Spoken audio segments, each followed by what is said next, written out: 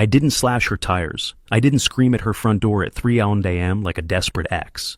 I didn't even send a nasty text message. I simply sat in my car, watched the lights go out in the apartment I paid for, and realized that my entire life with Anna had been an expensive lie. She thought blocking me on every social media platform, blocking my number, and erasing me from existence was a power move. She thought she could just ghost me after 3 years because she found someone more exciting. She forgot one tiny, insignificant detail in her grand plan to upgrade her life. She forgot that her credit score is 540, and the only reason she has a roof over her head is because my signature is on the lease as her guarantor. She wanted space? I decided to give her the ultimate space, the sidewalk. It took me exactly 5 minutes to destroy her world.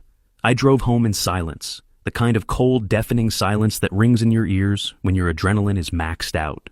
I opened my laptop, pulled up the lease agreement from the folder labeled Our Future, Ironic, I Know, and found the clause. Clause 13b, the guarantor withdrawal provision. It wasn't immediate. I wasn't going to be a monster and throw her out in 24 hours. No, the contract said I could withdraw with written notice, giving the tenant 7 days, 1 single week to provide a new qualified guarantor or vacate the premises immediately. 7 days. That was just enough time for the panic to set in, for the reality to crush her, and for her new man to realize he was dating a homeless liability. I typed the email to her landlord, Mr. Henderson. Subject, immediate withdrawal of guarantor status, Unit 402. Dear Mr. Henderson, effective immediately, I am formally withdrawing as the financial guarantor for Anna Miller. I will no longer cover any liabilities associated with this lease. Please initiate the standard protocol for an unsecured tenant. I hit send. It was 11:42 p.m. on a Tuesday. I poured myself a whiskey, turned off my phone, and slept like a baby for the first time in weeks. To understand why I did this, you have to understand the level of disrespect I was dealing with. This wasn't just a breakup. This was a demolition of my dignity. Anna and I had been together for 3 years. I'm Brian, 32, working in logistics, boring, stable, good money.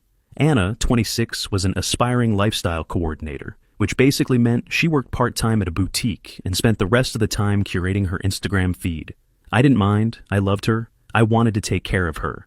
When she found this dream apartment in the city center, a loft with exposed brick floor-to-ceiling windows, rent at $3,800 a month, she cried because she couldn't get approved. Her income was laughable compared to the rent. I stepped up. Of course I did. I put down the security deposit, $5,000. I paid the first and last month's rent up front. I signed the guarantor papers because I thought we were a team. I thought this was us. Fast forward to last month. She started getting distant. The classic signs. She was working late. She was tired. She started hiding her phone screen. When I tried to talk about moving in together officially when my lease was up, she got weird. She said she needed autonomy and that I was being suffocating. Then came the ghosting. Last Monday, I texted her to see if she wanted dinner. Delivered. No read receipt. Called her. Straight to voicemail. I checked Instagram. I couldn't find her profile. I checked Facebook. Nothing. I asked a mutual friend, Sarah, if Anna was okay. Sarah acted weird, mumbled something about Anna, going through a lot, and hung up. I panicked. I genuinely thought something had happened to her. I drove to her place, our place, practically, and used my key to get into the lobby. I went up to the 4th floor. I didn't even get to put my key in the door. I could hear them from the hallway, music, laughter, and then a voice that definitely wasn't mine, a deep, arrogant laugh. I knocked. The laughter stopped. Footsteps approached the door, and it swung open. Standing there was Brad. I knew who he was immediately. He was the fitness coach she'd started following 3 months ago, the guy she said was just super inspiring. He was shirtless, wearing sweatpants, holding a beer, my beer, the imported stout I had stocked in the fridge last week. "Can I help you, bro?" he asked, leaning against the doorframe like he owned the building. "I'm looking for Anna," I said, my voice surprisingly steady. Anna appeared behind him, wearing one of my oversized hoodies. When she saw me, she didn't look sorry. She looked annoyed, like I was a door-to-door salesman interrupting her dinner. "Brian, seriously?" she sighed, crossing her arms. "I blocked you for a reason. I can't deal with this right now. You just showing up here? It's toxic. This is exactly why I need space." "You blocked me?" I asked, looking between her and Brad. "You couldn't just break up with me? You just blocked me?" "I didn't want the drama," she snapped. "And now you're here causing drama. Brad and I are seeing where this goes. Please just leave. You're embarrassing yourself." Brad smirked. That smirk is burned into my brain. Yeah, buddy, she asked you to leave. Don't make me call security. Security. In the building I secured for her. Okay, I said. I looked at Anna. You want me gone? I'm gone. Good luck, Anna. Whatever, she said, and she closed the door in my face. I heard the lock click. Then I heard Brad say, "What a loser," followed by her giggling. That was the moment the love died and the cold, mechanical rage took over. That was the moment I decided she didn't just deserve a breakup. She deserved a reality check that would hit her bank account harder than she hit my heart. The fallout didn't start immediately. Wednesday passed, Thursday passed. I knew Henderson, the landlord, was a stickler for rules. He wasn't the type to email. He was a formal letter type of guy. He would process my withdrawal, check Anna's file, realize she was woefully underqualified, and send a formal cure or quit notice via courier. Friday morning, my phone blew up. I was in a meeting when I saw my screen light up.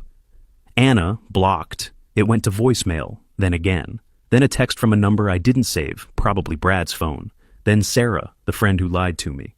I stepped out of the meeting and checked my voicemail. Brian, what the hell is this? I just got a letter from Henderson. He says you pulled the guarantee. He says I have 7 days to find a new guarantor who makes 40 times the rent or I have to leave. Are you insane? You can't do this. Call me back right now. Her voice was shrill, panicky. The arrogance from the hallway was gone. I didn't reply.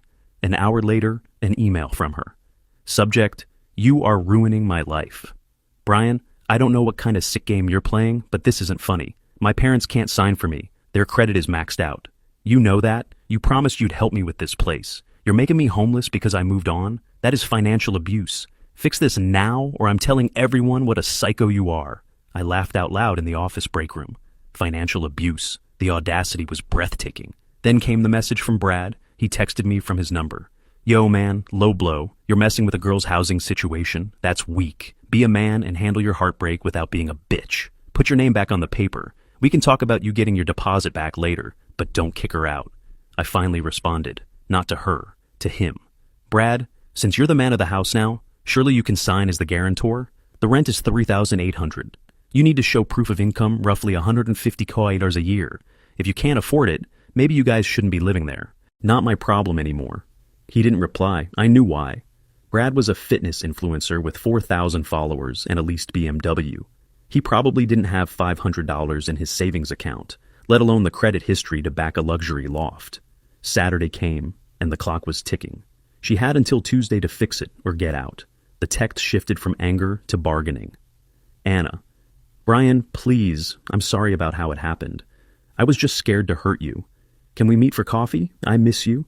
This whole thing with Brad isn't even serious. I was just confused. Don't throw away 3 years over a mistake. I love the apartment. It reminds me of you. Please. It reminds me of you. That line almost made me vomit. It reminded her of me because I paid for every single thing inside it. I responded to her email with a single attachment, a spreadsheet. Subject, property recovery schedule. I listed every single item in that apartment that I had purchased. The Samsung frame TV, $2,000. The West Elm sectional couch, $3,500. The Dyson vacuum, $600. The Nespresso machine. The rug Brad was standing on with his muddy shoes. The bed frame. The mattress. Even the pots and pans. Anna, I am not re-signing the lease. The withdrawal is final. Since you will be vacating, I will be collecting my property this Sunday at 10 a.m.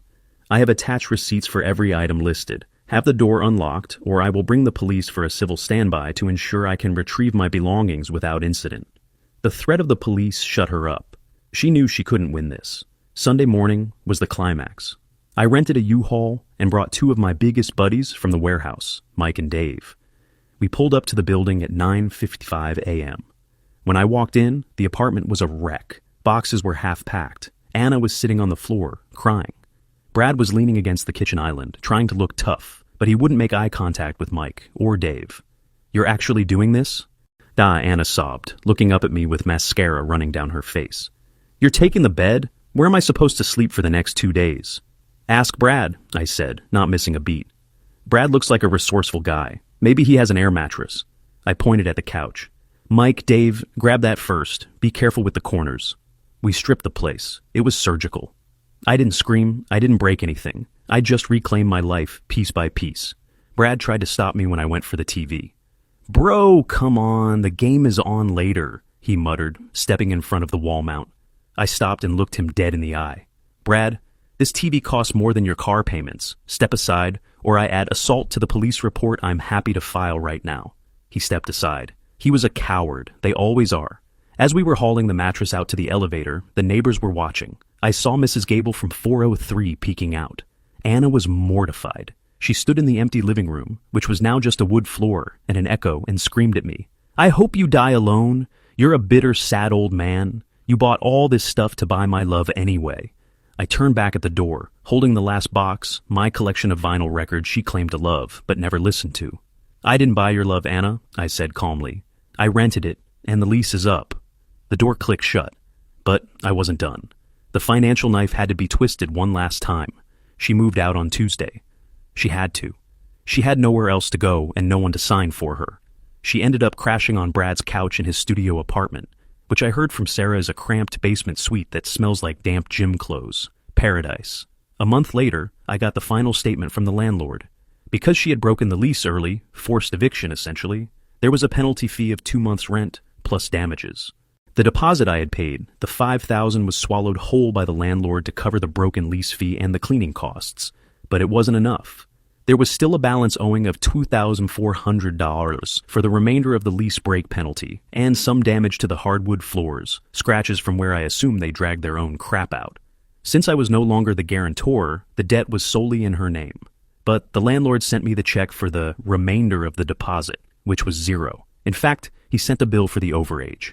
However, I had covered my bases. I had sent a certified letter to the landlord clarifying that the deposit was my funds, and while I forfeited it to cover the rent, any damages caused by the tenant were her liability.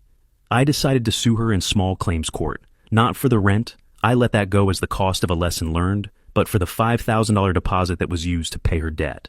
My argument was simple. I paid the deposit as a security for the unit, intending to get it back. Her actions, defaulting on the lease, caused me to lose my money. I served her the papers at Brad's gym. That was a nice touch. A process server walked right up to her while she was filming a couple's workout with Brad and handed her the envelope. She called me 10 minutes later, screaming, "I don't have $5,000, Brian. You know I don't. Brad and I are barely making rent." "Sell the Gucci bag I bought you," I suggested. "Or maybe Brad can pick up a few extra shifts." She didn't show up to court. She couldn't afford a lawyer, and she was too scared to face me. Default judgment in my favor. $5,000 plus court costs. I know I'll probably never see the money. Garnishing her wages would take years, given how little she declares from her freelance work. But it's not about the money. It's about the fact that every time she tries to take out a loan, get a credit card, or sign a lease for the next 7 years, that judgment will be there. A big red flag on her credit report that says risk. I heard from Sarah recently. Apparently, the romance in the basement studio didn't last long. Brad got tired of Anna complaining about the lack of space and the fact that he couldn't fund her lifestyle. He dumped her 3 weeks after the move. She's back living with her parents in Ohio, working at a diner to pay off her credit cards. As for me, I'm sitting in my new place, a place I own. The West Elm couch looks great in my living room. The TV is mounted perfectly. It's quiet. No drama, no lies, no freeloaders. Sometimes, late at night, I check my blocked folder. There are dozens of messages from her. Apologies, insults, begging. I never read them. I just delete them. It cost me $5,000 and a broken heart to learn my worth. But watching her face when I took the bed, that was priceless. The best revenge isn't keying a car or screaming in the street. The best revenge is paperwork, patience, and the absolute certainty that you can rebuild your empire while they were just a guest in it. I'm finally debt-free, in every sense of the word.